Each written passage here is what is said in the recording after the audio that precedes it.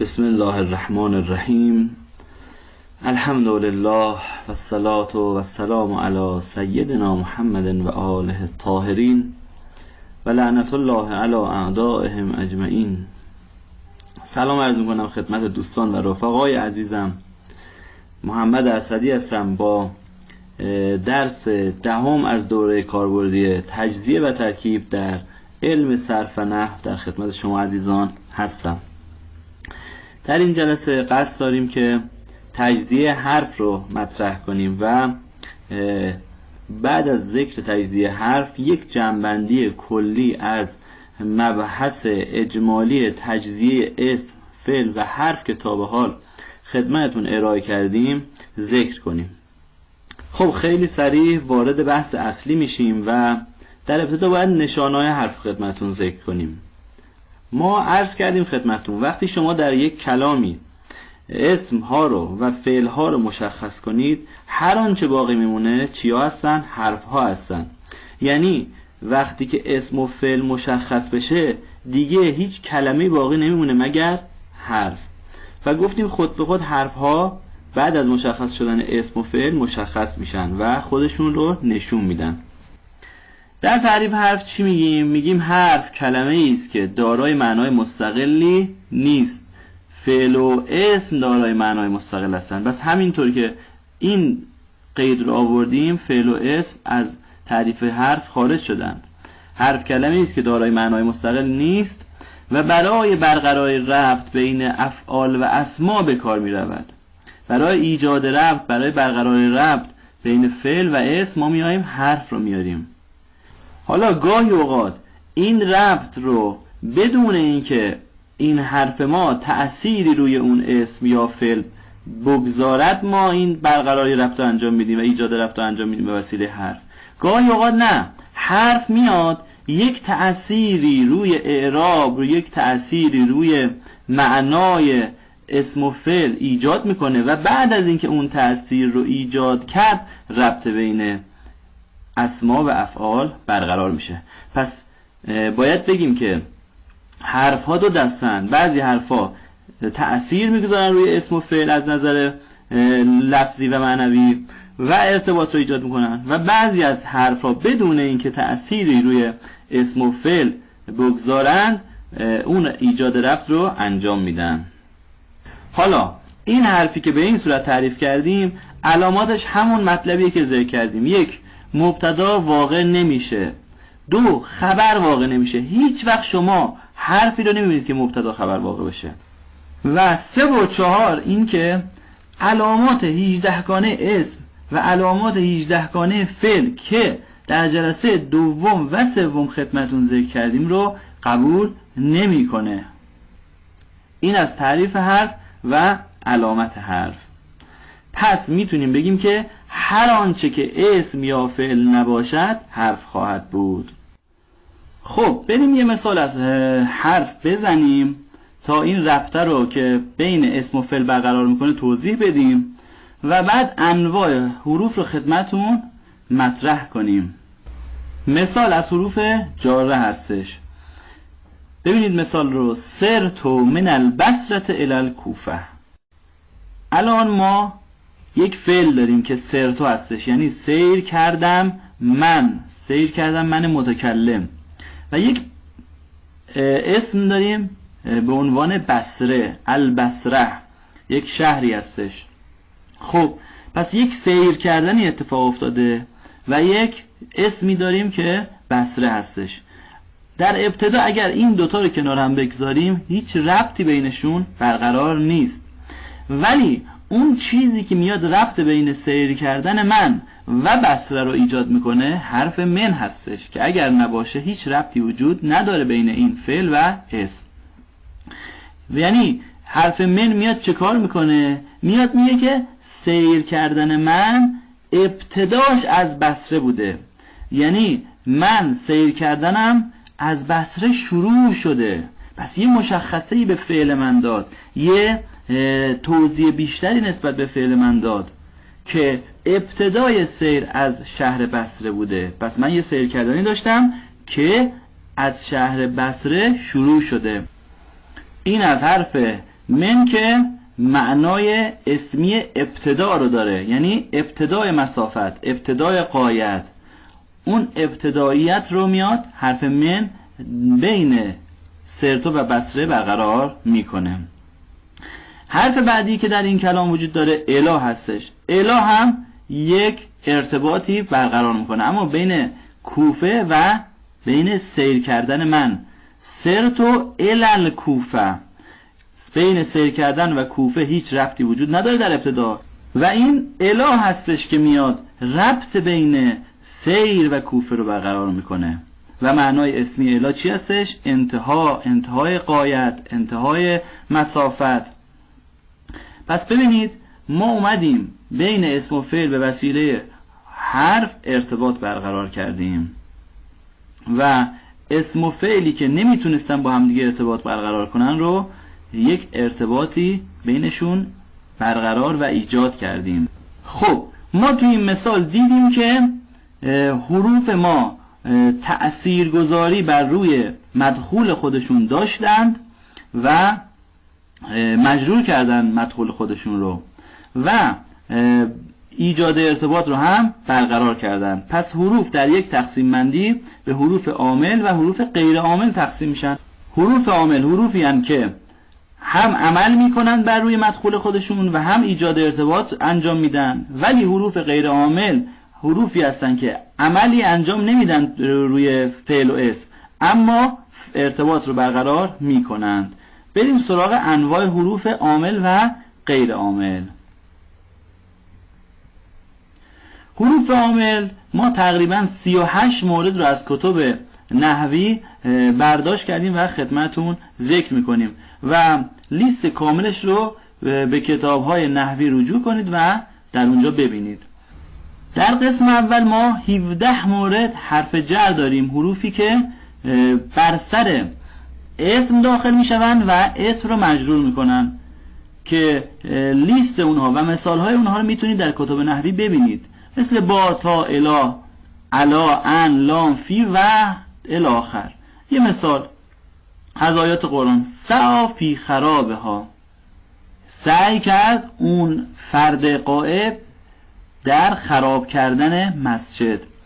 خب ما عرض کردیم خدمتون سعی فعل، خب خرابه ها یک اسمه و اینها در نگاه اول هیچ ربطی به هم ندارن و فی که حرف جره اومده ربط بین اونها رو برقرار کرده. یعنی در چه چیزی سعی کرد اون شخص؟ در خراب کردن مساجد سعی کرد، خراب المساجد. خب حالا خراب رو ما که به عنوان یک اسمه میبینیم که فی داخل شده برش و مجرورش کرده، خراب به ها حرف با در واقع اعراب جر و کسره رو دریافت کرده، حرکت کسره رو دریافت کرده. این از حروف جاره که اولین قسم حروف عاملن و بر سر هر آنچه بیان عمل میکنن و اون رو تحت تاثیر قرار میدن. دومین قسم از حروف عامل حروف ناصبه هستن که 4 مورد هستن و اجمالا خدمتون ذکرشون کردیم. حروف ناصبه بر سر فعل مضارع می آیند و فعل مضارع رو منصوب میکنن و همچنین تعویل به مصدر میبرن. 4 موردی هم که هستن ان، لن، کی و اذن هستن که خدمتون ذکر شده در جلسات گذشته. مثال اول: ان تصبروا خیر لکم. تصبروا یک فعل مضارع هست، در واقع تصبروا نبوده، این حرف ناصبه اومده اعراب نصب رو به تصبرونه داده و نشانه این که اعراب نصب رو دریافت کرده این هستش که اون علامت رفع که نون بوده ازش گرفته، تصبرونه شده تصبرو. و تأثیر دیگه ای که گذاشته تعویل به مصدر میبره فعل رو، ان تصبرو میشه صبرکم خیرون لکم. پس اومده اولا تأثیرگذاریش انجام داده از نظر لفظی، بعد اومده تأثیرگذاری معنوی انجام داده، یعنی فعل رو از نظر لفظی منصوب کرده، از نظر معنوی مصدرش کرده. چرا؟ چون اینجا جایگاه مبتداه. مبتدا نمیتونه فعل باشه، مبتدا باید یک اسم باشه. پس مبتدا باید اسم باشه و با آمدن ان مصدر ساخته میشه و مصدر یک اسم معنا هستش و در جایگاه مبتدا قرار میگیره و با خیر لکم که خبر هستش ارتباط برقرار میکنه. پس ان اومد بر سر تصبرو و ارتباط بین صبر و خیر بودن اون برای ما انسان ها رو ایجاد کرد. مثال بعدی لن نؤمن لک.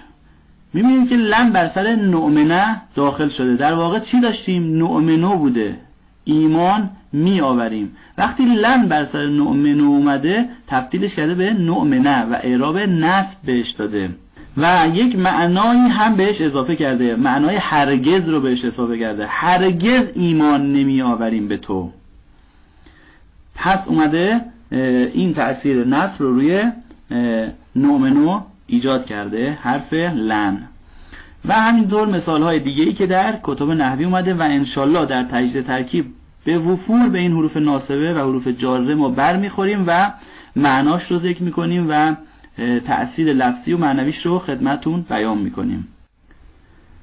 قسم بعدی از حروف عامل حروف جازمه هستن که 6 موردند و بر سر فعل مضارع داخل میشن و فعل مضارع رو مجزوم میکنن، یا در آخر فعل مضارع سکون قرار میدن یا در آخر فعل مضارع باعث حذف علامت رفع میشن.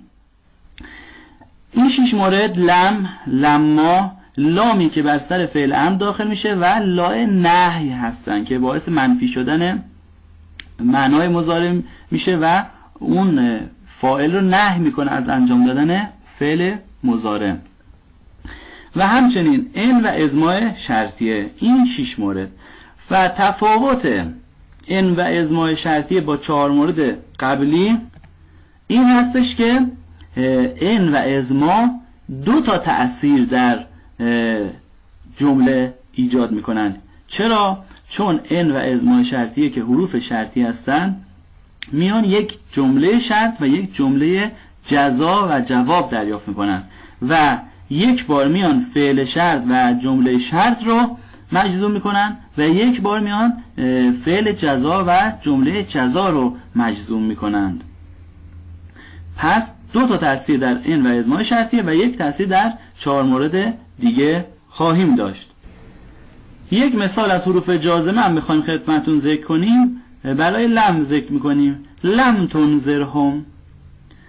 لم تنذرهم یعنی آنها را انذار نکنی، یعنی انذار ربط پیدا میکنه به آنها و در واقع انذار نکردن به آنها ربط پیدا میکنه. انذار کردن شما پیامبر صلی الله علیه و آله و سلم آنها را و نفی انذار از آنها. اینم از حروف جازمه. بعد از حروف جازمه حروف ناسخه قرار دارن. حروف ناسخه حروفی هستن که بر سر مبتدا و خبر داخل میشن و مبتدا رو به عنوان اسم خودشون و خبر رو به عنوان خبر خودشون قرار میدن. یعنی اینها هم 2 تا تأثیر روی مدخولهای خودشون دارن، تأثیر نسبی یا تأثیر عرض به خدمتون رفعی. حالا خود این حروف ناسخه چند مورد دارن.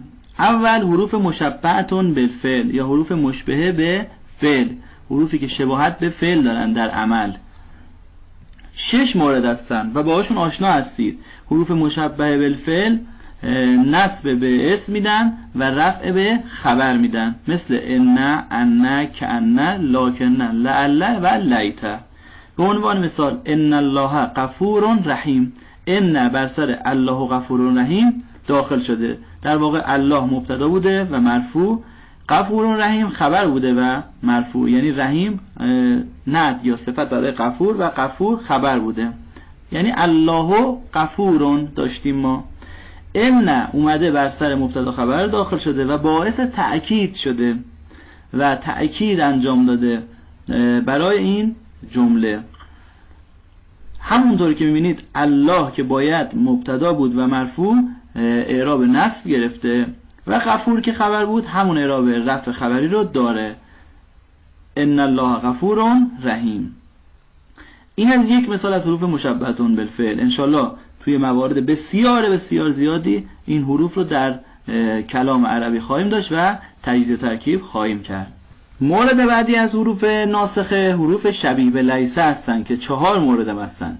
لیسه خودش از افعال ناقصه است، از نواسقی هستش که فعل هستن و بر سر مبتدا و خبر داخل میشن و مبتدا رو مرفوع و خبر رو منصوب میکنن.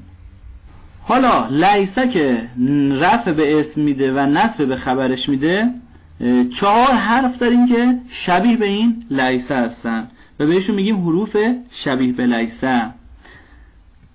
حروف شبیه به لیسه ما و لا و لاته و ان هستن و ما از این موارد هم بیشتر ما و لا رو در ترکیب خواهیم داشت. ان کمتر و لاته دیگه خیلی کمتره، شاید خیلی بهش بر نخوریم توی کلام عربی. مثال ما چی هست؟ مثال از ما هستش. ما هازا بشرن از آیات قرآن هستش. ما شبیه به لیسه. چرا؟ اگه ما نافیه معمولی بود نمی اومد بشرن رو نصب بده و ما هازا بشرون میشد. پس این معلوم میشه ما شبیه به لیسه ما نافیه معمولی نیست. انگار که ما داریم لیسه هازا بشرن. هازا اسم اشاره است و مبنیه و اعرابش ظاهری نیست که بگیم الان مرفوع شده، ولی در واقع محلاً مرفوعه.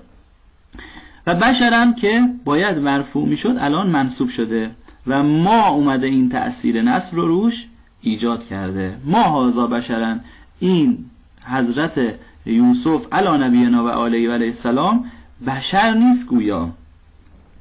این هم از حروف شبیه به لیسه که 4 مورد هستن. آخرین مورد از حروف ناسخه لای نفی جنس هستش. لایی هستش که نصب به اسمش میده و رفع به خبرش میده، برعکس حروف شبیه به لیسه و موافق با حروف مشبهتون بالفعل.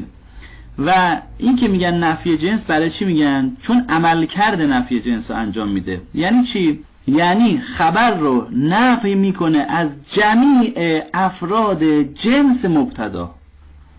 مثال رو ببینید. لا فقر اشد من الجهل. هیچ فقری اشد از جهل نیست.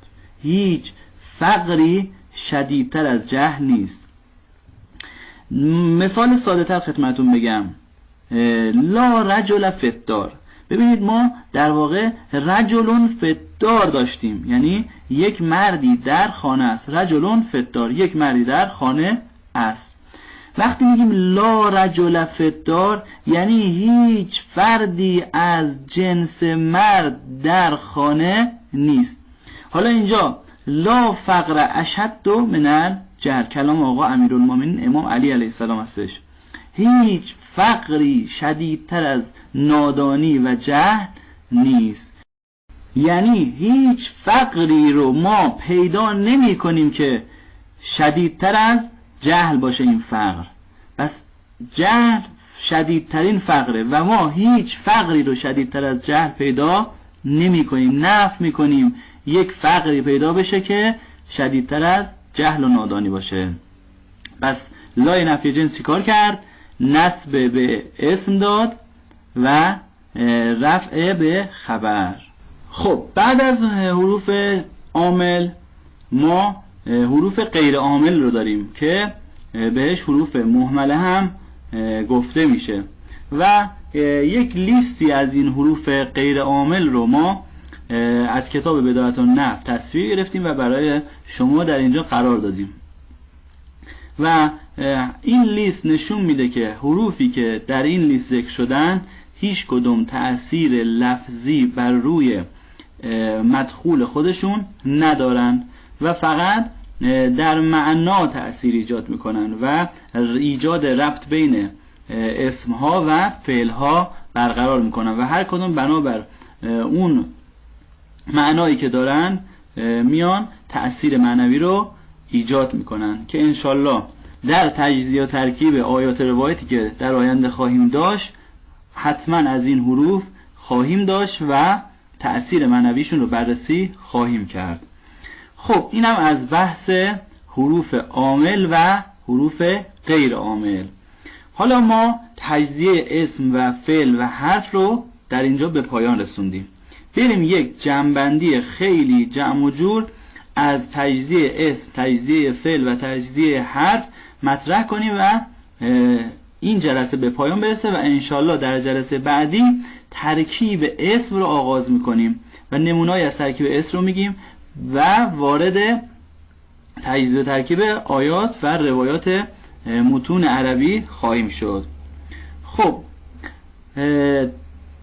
بحث تجزیه اسم رو ما کامل مطرح کردیم. حالا وقتی که شما در کلام عربی یک اسم رو میبینید، ابتدا باید ببینید چه نوع اسمیه. اسم علم، مصغر، منصوب، اسم اشاره است، ضمیر، موصول، چه نوع اسمیه. اول باید نوع اسم مشخص کنید با توجه به درس هایی که در گذشته داشتیم.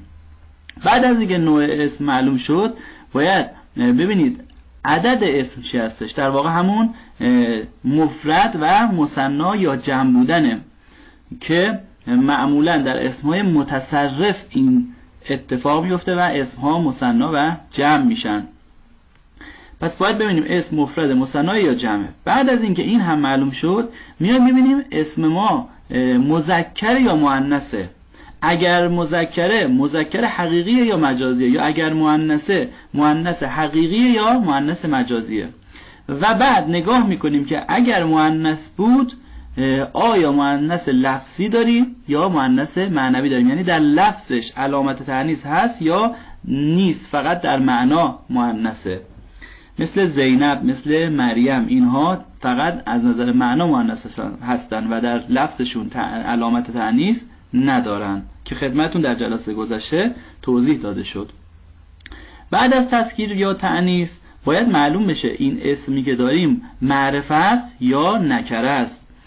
کدام یکی از معارف شیشگانه است اگر معرفه است؟ ضمیر، علم، اسم اشاره است، موصول، چه نوع اسم معرفه‌ای هستش؟ معرفه به الف لام، معرفه به اضافه است. اینا رو هم باید بررسی کنیم. و اگر معرفه نیست آیا نکره است؟ پس یا معرفه باید باشه اسم یا نکره باشه. و اگر معرفه باشه نوع اسم معرفه بودنش رو باید مشخص کنیم. بعد از این مورد هم باید بررسی کنیم این اسمی که داریم اسم جامده یا اسم مشتقه. اسمای جامدم اگر اسم جامده اسم ذاته یا اسم معناه، اینا باید در تجزیه اسم مشخص بشه. و همچنین اگر مشتقه چه نوع مشتقی؟ اسم فاعل، اسم مفعول، صفت مشبه است، اسم ابزار، اسم مکان، اسم زمان، اینها باید در تجزیه اون اسم معلوم بشه. و بعد از جامد یا مشتق معرب و یا مبنی بودن اسم هست باید معلوم بشه که اعراب میگیره یا مبنیه و اعراب دریافت نمیکنه.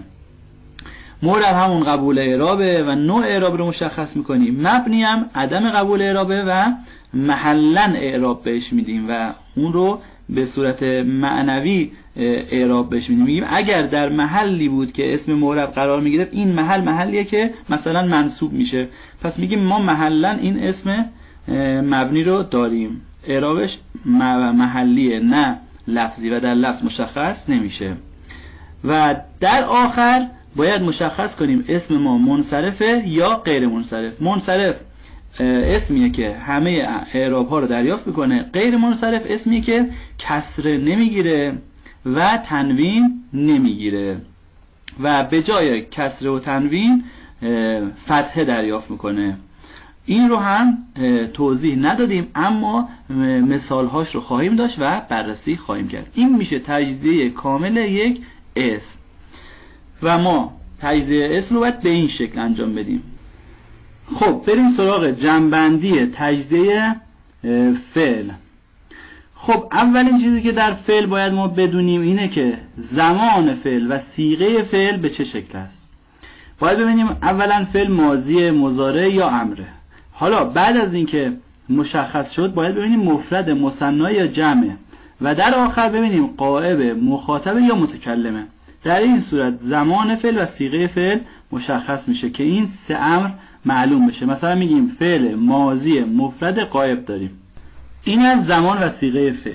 بعد از اینکه زمان و صیغه فعل مشخص شد، میریم بناء فعل و ساختمان فعل رو مشخص میکنیم که آیا فعل ثلاثی داریم یا رباعی داریم و اگر ثلاثی مجرد یا مزیده و اگر رباعی مجرد یا مزید فعل ما. اینم که در جلسه گذشته مقدار در موردش توضیح دادیم.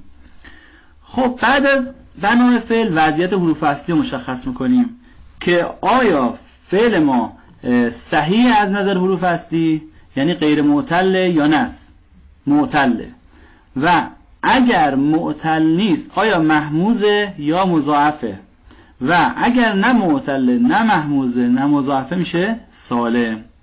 پس صحیح در مقابل معتل، سالم در مقابل معتل و محموز و مضاعف. این رو هم مشخص میکنیم و وزن فعل مشخص میشه و معلوم میشه فعل از چه حروف اصلی تشکیل شده تا به علم لغت که رجوع کردیم بتونیم معنی فعل رو تشخیص بدیم. این هم از وضعیت حروف اصلی. بعد از اینکه وضعیت حروف اصلی مشخص شد، حالا باید مشخص کنیم فعل ما معلومه یا مجهوله. اگر معلوم باشه خب فاعلش یعنی مشخصه، ولی اگر فعل ما مجهول باشه یعنی فاعل مشخص نیست و به جاش نائب فاعل ذکر شده که در واقع مفعول فعل معلوم بوده. بعد از معلوم یا مجهول بودن هم میایم لازم یا متعدی بودن رو بررسی میکنیم. لازم چه فعلی بود؟ لازم بود که فقط فاعل میگیره و به فاعل اکتفا میکنه. اما متعدی فعلی بود که علاوه بر فاعل مفعول نیز میگیرد. پس لازم متعدی بودن هم باید معلوم بشه، چون اگر لازم باشه فقط دنبال فاعل میگردیم بعد از فعل. اگر متعدی باشه هم دنبال فاعل هم دنبال مفعول باید بگردیم. بعد از اینکه این لازم یا متعدی هم مشخص شد، میریم معرب یا مبنی بودن فعل رو مشخص میکنیم که عرض کردیم فعل ها از نظر معرب یا مبنی بودن ما مبنی ها رو میگیم، معرب ها خودشون مشخص میشن و در جلسه گذشته فعل های مبنی رو ذکر کردیم. پس معرب یعنی قبول اعراب و نوع اعراب رو مشخص میکنیم. مبنی یعنی عدم قبول اعراب و دریافت اعراب محلی که در فعل و اسم معرب و مبنی باید مشخص بشه. با انجام این موارد تجزیه فعل هم به پایان میرسه و ما افعال رو باید به این شکل تجزیه کنیم. و در آخر جمع‌بندی تجزیه حرف است که امروز خدمتتون ذکر کردیم. ابتدا باید ببینیم حرف عامله یا غیر عامله. اگر عامل هست بر روی فعل عمل میکنه یا بر روی اسم عمل میکنه و اگر عامل نیست بهش میگیم حرف مهمله و فقط تأثیر معنوی داره، تأثیر لفظی نداره. و نوع حرف رو هم مشخص میکنیم، از حروف جاره است، از حروف ناصبه است، از حروف جازمه است یا از حروف ناسخه است که مشبهتون به شبیه به لیس الله نفی جنس و این موارد هستند. و اگر حرف جر هم داریم، معنی حرف جر باید از معانی مختلف مذکور در کتب نحوی تعیین بشه که حرف جر ما چه معنی داره. برخی از علمای علم نحو میفرمایند که هر حرف جر یک معنا داره و تمام مصادیق و مثالها رو باید به همون یک معنا برگردونیم که کار سختیه، ولی قول قوی هم هستش، اما کار بسیار سختیه که با یک معنا تمام مثالها رو ترجمهش رو به دست بیاریم و معنیش رو بفهمیم. و بعضی از علمای دیگه علم نحو اومدن گفتن نه، حرف جر در هر مکانی میتونه یک معنی داشته باشه و 15-16 تا برای بعضی از حروف جر معنی ذکر کردن که ما با توجه به این که در تجزیه و ترکیبمون میخوایم به معنی درست برسیم، این معانی موجود در علم نحو رو میایم برای حرف جرمون انتخاب میکنیم تا به معنا و فهم درستی از کلام برسیم. این هم از تجزیه حرف. پس تجزیه اسم، تجزیه فعل و تجزیه حرف رو کامل روش‌هاشو ذکر کردیم و بیان کردیم و انشالله ما از همین روش‌ها در جلسات آینده برای تجزیه اسم و فعل و حرف استفاده خواهیم کرد. و همچنین تذکر میدم جلسه بعدی رو هم حتما همراه ما باشید، چون میخوایم ترکیب اسم و فعل در علم نحو رو شروع کنیم و انشالله این یکی دو جلسه هم ترکیب ها رو بگیم و وارد تجزیه و ترکیب آیات و روایت بشیم انشالله. جلسه بعدی رو حتما باشید و از دست ندید. و سوالات خودتون رو هم برای ایمیل بنده یا آیدی بنده در تلگرام و ایتا ارسال کنید. انشالله که موفق باشید و به فهم حقیقی معانی کلمات قرآن و اهل بیت علیهم السلام برسیم انشالله. خدا نگهدارتون.